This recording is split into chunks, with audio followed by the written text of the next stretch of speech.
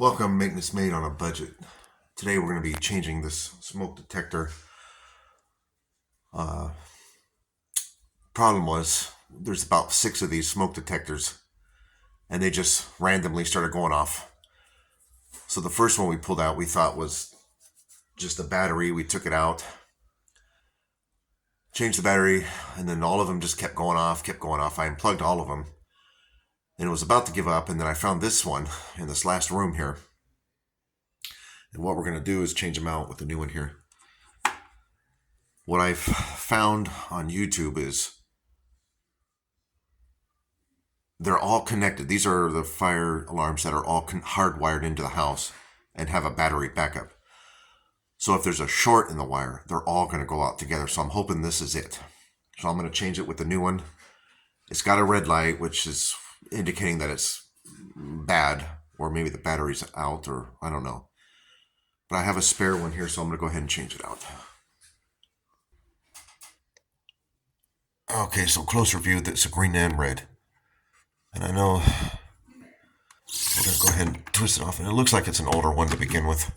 But they all have this thing here. So you'll squeeze the two and pull it out. It's got like 2 clips on the side. Okay, so it looks like that. And you'll see here it's got 3 holes for the 3 prong. Yours may be different. Maybe you have 2 prongs. But basically you have hot and neutral wire. And I believe the red one is the one that connects to all of them. So if one senses that there's a short, all the other alarms that are connected are going to be going off with this one. So what I'm going to do now is go ahead and plug this one back. All right, so you're going to have to take the mounting bracket off because the newer ones won't fit inside this one. So there's 2 screws. You'll see right there and right there. You'll just loosen up your screws, twist it to the hole and pull it off. And then the new one, make sure you put it where the flat piece is facing towards the ceiling, and you'll have the groove piece exposed so that you can twist in the new alarm. And what you'll do is just line up those screws. And so you see how it goes like that. You'll get the other one lined up, and then you just twist it and tighten it down. All right, then we'll tighten this one up. Okay.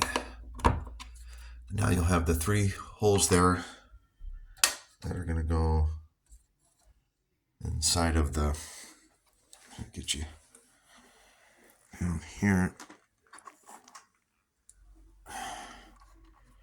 right inside those 3 there. So we'll line that up. All right, got the green light. It's plugged in. And then you just get it to fit and then twist to your right, and it'll hold in like that. So that was it. Yeah, if you run into the situation where these are constantly alarming on you, what happened is if it's showing red and green, it's just old and needs to get replaced. Unfortunately, they're all tied in together, so if one of these goes bad, they're all going to go bad, as if it's a short. Took me quite a while to figure that out. I kept thinking there was some type of breaker for these, or that there was a short inside the attic maybe, and a mouse or a rat chewed it up. But check all of them.